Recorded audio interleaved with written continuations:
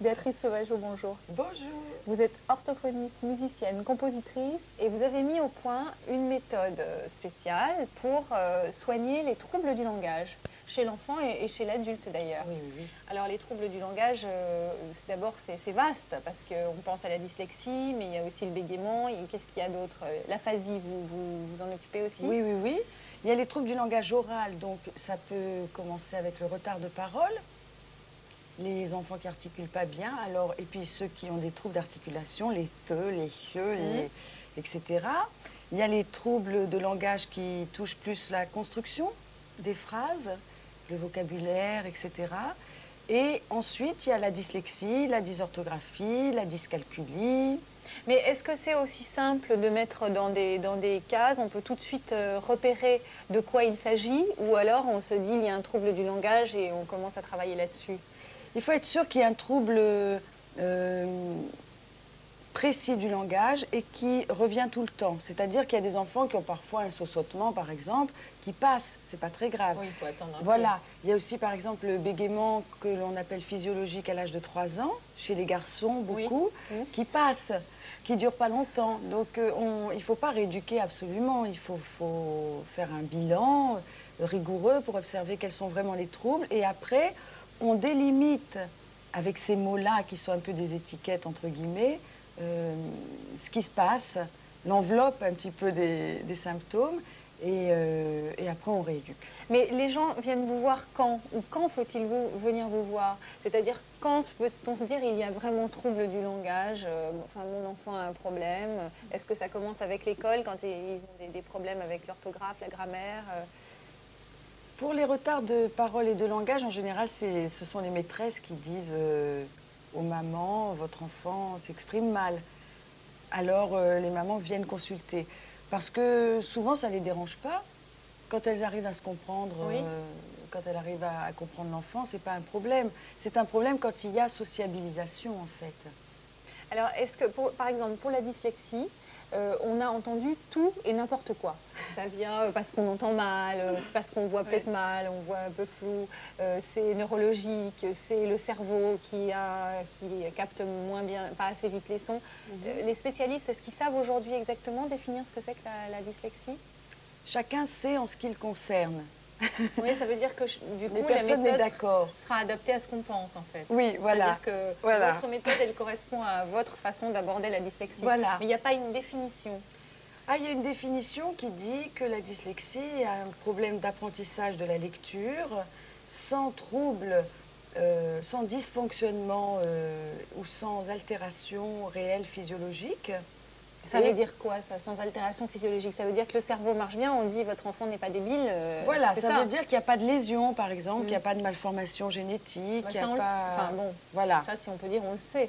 On le sait, le problème c'est que on prend tellement les dyslexiques pour des idiots que je ne suis pas bien sûre qu'on en soit convaincu. Aujourd'hui, toujours, on prend les dyslexiques pour Ah des oui. idiots? Aujourd'hui, C'est-à-dire, ça se manifeste comment? c'est-à-dire qu'on est dans une société où le langage écrit a une telle place que si quelqu'un ne s'exprime pas bien par l'écrit, il est considéré comme un débile, facilement.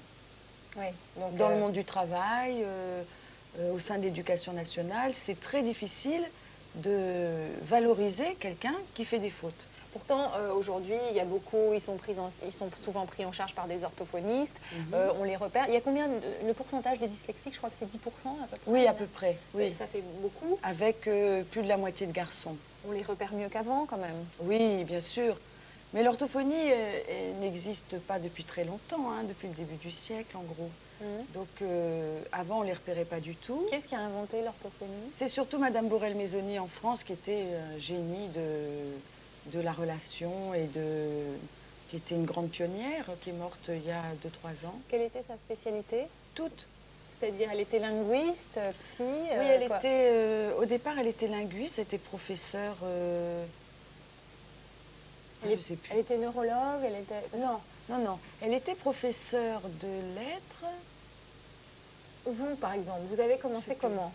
Vous avez fait des études d'orthophonie? Oui, moi j'ai fait des études d'orthophonie et puis en même temps je suivais des études de musique. Mais vous n'aviez pas pensé ou songé Pas du tout. à lier les deux? Non, pas du tout. Or, votre méthode, on va le voir tout de suite, elle est basée quand même beaucoup sur sur la musique. Oui, oui, oui. Alors, avant cela, j'aimerais bien savoir, quand vous avez travaillé, enfin, vous avez commencé à faire vos études, vous avez fait des stages. Oui. Et quelle est la méthode classique, si on peut dire, de l'orthophonie? Qu'est-ce que vous faisiez? Et pourquoi vous êtes dit, bon, je ne veux pas le faire comme ça? Alors classiquement, on s'intéresse à l'enfant uniquement de façon individuelle, c'est-à-dire que la prise en charge est individuelle, ou l'adulte d'ailleurs, et on fait un bilan, on diagnostique exactement, plus ou moins exactement selon des bilans préétablis, ce qu'il a, ce qu'il est dyslexique, quels sont ce type de fautes, etc. Ça peut être quoi les fautes? Alors, les les conséquences de la dyslexie? Alors, le haut de l'iceberg, ce sont des confusions, des inversions de lettres. Alors, les confusions les plus classiques, ce sont les sourdes sonores, par exemple, feu, veu, se, ze, che, je. Il y a aussi les confusions d'ordre spatial. Le P avec la barre et la boule en haut à droite. Le B avec la barre et la boule en bas à droite, etc. Ça, ce sont des confusions d'ordre spatial. Mais au niveau du cerveau, c'est-à-dire que l'enfant n'a pas de problème ni auditif ni visuel. C'est dans l'analyse qu'il en fait au niveau du cerveau qu'il se trompe. Oui, donc il est un peu désorienté, quoi. Il a une orientation à lui, Mhm. je dirais. Oui. Et ça, alors, il faut la respecter. Et pourquoi l'orthophonie classique? Enfin, quels sont ses résultats, d'ailleurs, l'orthophonie classique? On prend un enfant, qu'est-ce qu'on lui L'orthophonie propose? classique, on lui propose une rééducation d'environ 1 an, 2 ans, 3 ans pour une dyslexie qui va l'amener à s'accrocher, à arriver à suivre le cursus scolaire, ce qu'ils ne peuvent pas faire autrement parce qu'ils sont vraiment très handicapés, ou que le système scolaire les handicape beaucoup. Il faut voir aussi cet aspect-là. Mais il reste toujours avec une grande difficulté par rapport au langage écrit, voire à un manque de plaisir total. Ils n'ont pas envie de lire. Ils n'aiment pas écrire, donc ils se débrouillent, mais ils n'aiment pas ça. Ça, c'est les limites, à votre avis, de cette de l'orthophonie méthode traditionnelle. classique. Et qui fait travailler comment l'enfant? On le fait travailler de façon individuelle, jamais en groupe. Oui. Et sur des exercices comme à l'école un petit peu. On Ouais. fait les règles de lecture. Alors on a une manière de les aborder qui n'est pas celle de l'école, donc qui est plus thérapeutique. C'est comme ça qu'il accède au langage. Donc s'il n'y avait pas ces bases traditionnelles, on n'y arriverait pas. Mais je crois qu'elles sont limitées. Alors vous vous êtes aperçu de ces limites, en tout cas très vite, vous n'avez pas eu envie de... Non, de je continuer, m'ennuyais hein. vraiment, je m'ennuyais. J'ai l'impression d'être répétitrice scolaire, Ouais. voilà. L'enfant s'ennuyait, je m'ennuyais, tout le monde s'ennuyait, j'en avais marre. Et alors, qu'est-ce que vous avez fait? Comment êtes-vous venu alors à cette méthode que vous avez mise au point? Ben, un petit peu par hasard, entre guillemets, c'est-à-dire que je suis arrivée une fois avec une cassette du groupe avec lequel je travaillais, qui faisait beaucoup de recherches sur l'écoute, la perception de la musique, et on avait écrit des compositions qui étaient un petit peu dans cette optique. Et le gamin m'a dit « Oh, c'est quoi cette cassette ?» Et je lui ai mise, et puis il m'a dit « Oh, j'ai envie d'écrire. » Je lui ai dit « Mais qu'est-ce qu'il a? C'est pas normal. Pourquoi il a envie d'écrire ?»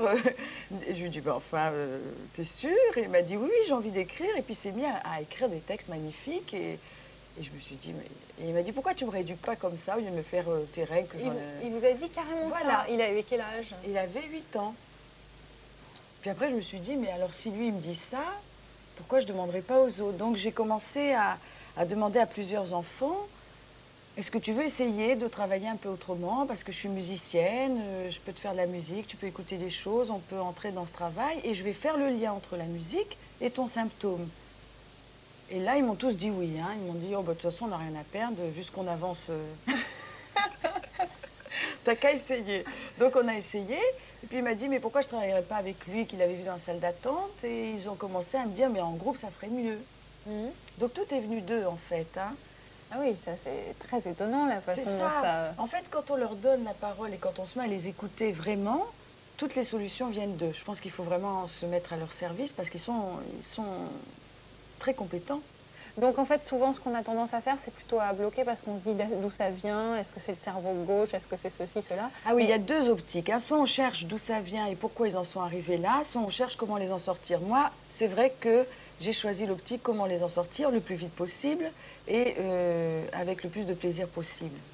Alors justement, ça, vous avez aussi, je crois, rencontré quelqu'un qui vous a aidé à mettre au point. Ah oui, le docteur Métellus, il m'a plus qu'aidé, il m'a poussé, il m'a un petit peu sauvé d'un rejet du monde paramédical et médical à l'époque qui me trouvait bien trop artiste pour la profession et qui a dit non, l'art, c'est pas fait pour éduquer. Il faut faire les règles, et il faut être rigoureux, il faut travailler comme ça. Donc il y a eu le docteur Métellus, il y a eu une orthophoniste qui s'appelle Isabelle Eyoum de Fives aussi qui m'a poussée, qui m'a dit écoute, moi je suis sûre que tu as des choses à faire en orthophonie, donc il faut que je t'envoie voir le docteur Métellus, qui m'a accueillie en disant bon ben écoute, je ne sais pas ce que ça va donner, mais tu as carte blanche. Bon, alors aujourd'hui, vous travaillez comment? C'est-à-dire que... Alors je travaille en cabinet libéral. Et aussi au sein d'une association qui fait des stages avec une équipe. Donc il y a le docteur Métellus, il y a des orthophonistes, il y a des danseurs, des peintres. Mais toutes ces personnes ont fait la méthode, entre guillemets, Sansonnet. Ça veut dire que ça n'est pas que la musique? Non, ça n'est pas que la musique. Ils choisissent les enfants? Oui, ils choisissent dans tout un le groupe temps. de danse, dans Voilà. un groupe plus musical? Non, c'est-à-dire que dans le même groupe, on fait tout. Ah d'accord. On fait musique, danse, voilà. Et puis quoi? Musique, danse, dessin ou peinture, sculpture et jeu de langage. Alors, vous formez des groupes? Voilà. Quand ils commencent tous le groupe le même jour. Enfin, je ne sais pas, il n'y en a pas un qui rejoint le groupe en cours de route. Si, alors les groupes, marche?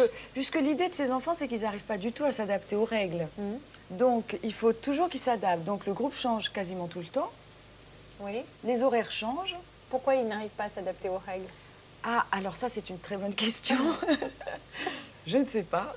Je ne sais pas, mais il semble qu'ils n'ont pas la même rigueur que nous.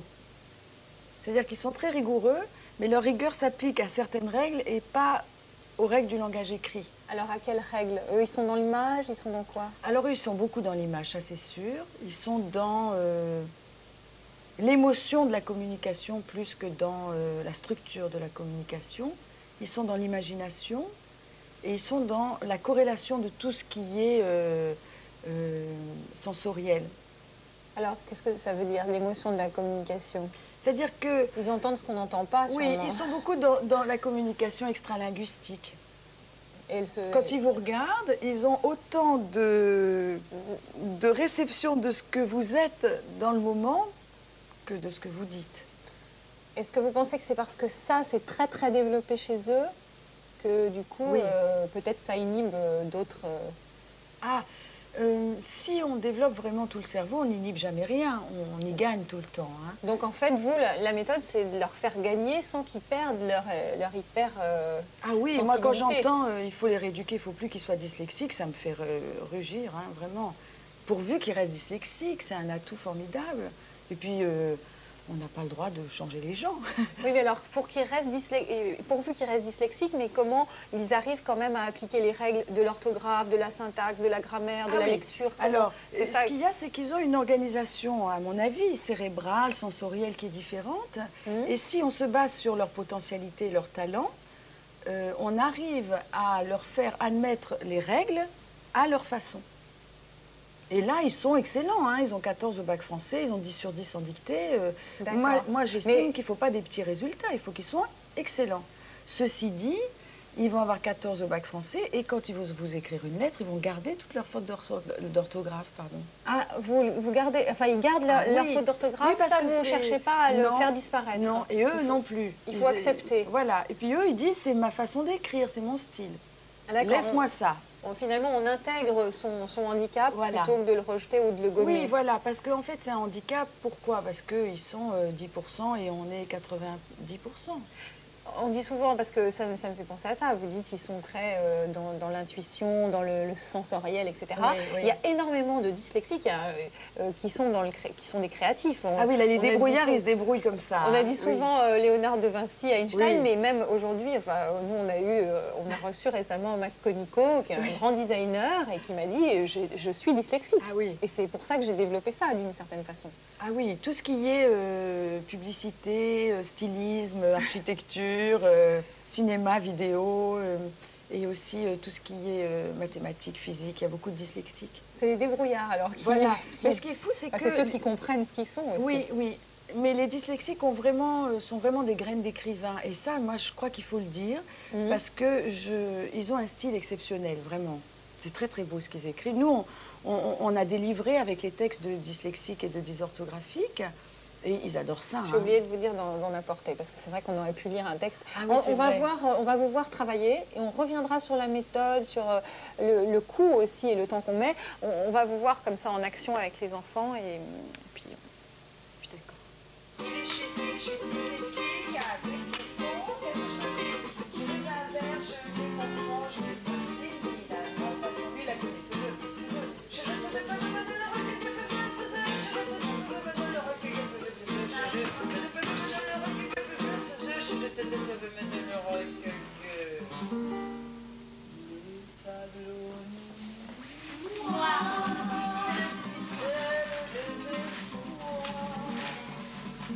Comment sortir de cette histoire de la prof C'est quoi le bégaiement? Le bégaiement, c'est un problème de rythme. Rythme? Rythme de quoi? Les sons, tout ça. C'est un problème de langage, d'expression? Ouais, c'est l'expression aussi, beaucoup. T'arrivais pas à communiquer avec... Avec certaines personnes, surtout. genre... Par exemple, les professeurs, les gens plus importants, quoi. C'est Paris, chocolat, merci. Pour prononcer un son, par exemple le son P, il est pas facile à sortir, quoi. Et alors? Et alors, pour les poésies, c'est pas possible, donc on bégaye et donc tout le monde rigole. Et c'est pas bon, quoi. Il y a eu une méthode, par exemple, il faut faire moi, moi, moi, moi, c'est un rythme, et à force, on parle normalement, quoi. C'était pas facile.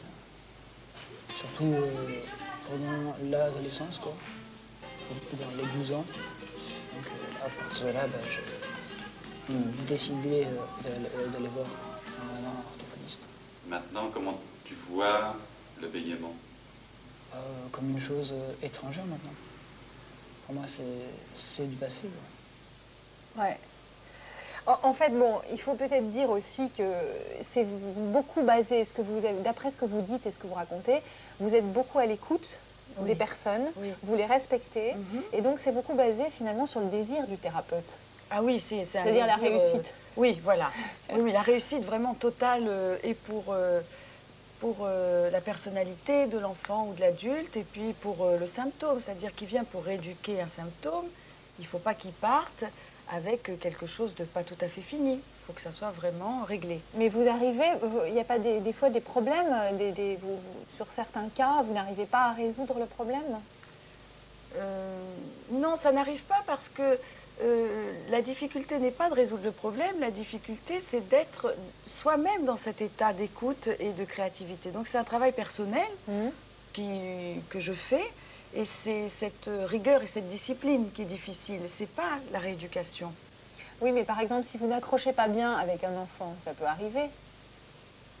C'est-à-dire que les enfants, c'est difficile de ne pas accrocher avec eux, quels qu'ils soient. C'est comme les adultes, ça dépend. Il y a des gens avec qui on se sent mieux qu'avec d'autres. C'est pas parce que c'est un enfant qu'on l'aime forcément. C'est-à-dire qu'un enfant, il est dans un rôle. Si le rôle il est dans un rôle pour se défendre de son symptôme, si ce rôle est désagréable et que vous lui dites bon écoute, on va pas faire ça, c'est pas intéressant, on communique pas beaucoup, il va pas se défendre, il va dire bon d'accord, j'arrête. Il va être heureux. Voilà, il va dire merci de me laisser libre d'être ce que je suis. Beaucoup plus facilement qu'un adulte. Voilà. Ce qui est compliqué avec l'adulte, c'est qu'il se défend tout le temps. Il a créé des défenses. Voilà, alors c'est vrai qu'il y a des adultes avec lesquels je dis non, c'est pas possible.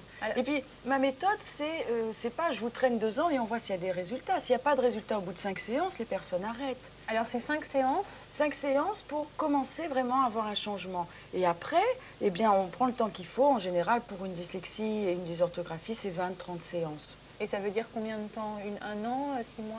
Ça dépend 30 séances, ça dépend à quel rythme. Voilà, chacun son rythme? Voilà, chacun son rythme. Et puis, ils peuvent venir 3 fois, 4 fois par semaine, ou alors non, une fois en général, par mois? ils viennent une fois, plutôt 1 heure, 1 heure et demie. Et puis, on peut faire des stages aussi pour que ça soit plus intensif.